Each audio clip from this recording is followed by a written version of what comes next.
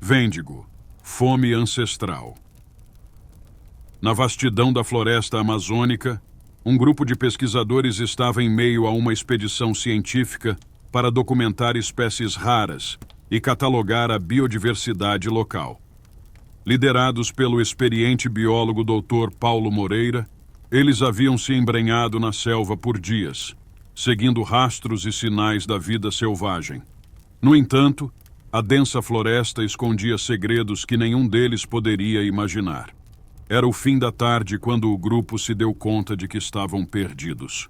A vegetação era impenetrável e o caminho de volta ao acampamento se tornava cada vez mais indistinto. O radiocomunicador havia parado de funcionar e a noite se aproximava rapidamente. Com a escuridão, vinham os sons misteriosos e perturbadores da floresta, criando uma sensação de isolamento e medo crescente. Enquanto a equipe montava um acampamento improvisado, um dos membros, Tiago, começou a relatar uma sensação estranha, como se estivesse sendo observado. Suas palavras foram recebidas com risos nervosos. Mas Dr. Paulo, que havia vivido entre tribos indígenas na juventude, conhecia bem as histórias que cercavam aquela parte da Amazônia.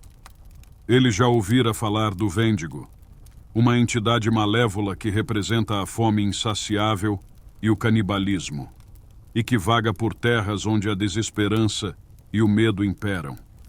À medida que a noite avançava, a fome começou a se tornar insuportável.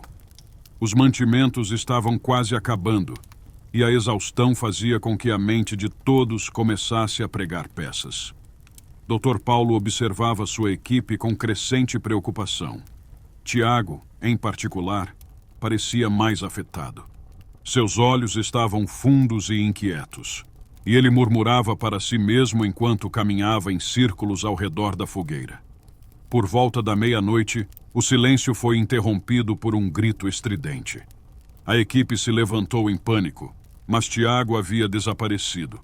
Dr. Paulo, acompanhado por outro membro da equipe, seguiu os gritos até encontrarem Tiago ajoelhado ao lado de um corpo mutilado de um animal, seus olhos agora selvagens, como se estivesse à beira da loucura.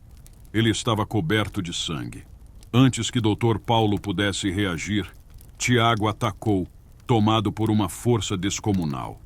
O Vêndigo havia se apossado dele, transformando-o em uma criatura que não era mais humana, dominada pela fome insaciável e pelo desespero.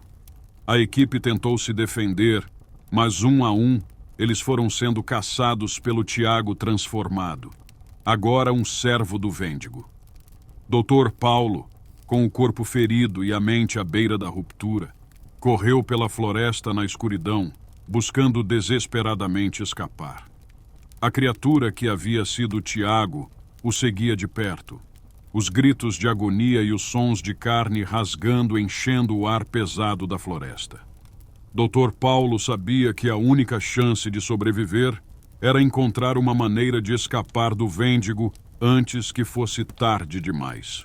No entanto, a floresta parecia conspirar contra ele, fechando-se e tornando qualquer tentativa de fuga inútil. As histórias das tribos indígenas ecoavam em sua mente. Uma vez que o Vêndigo o escolhesse, não haveria escapatória. E então ele o viu. Uma silhueta horrível contra o luar filtrado pelas árvores. Dr. Paulo percebeu, naquele momento final, que o Vêndigo não era apenas uma criatura, mas uma maldição. A personificação do desespero e da fome, atraída pelos mais vulneráveis. Ao sentir o toque gelado da criatura em seu ombro, ele soube que seu destino estava selado. Na manhã seguinte, a floresta estava silenciosa novamente, e o vento levava embora qualquer vestígio do que havia acontecido.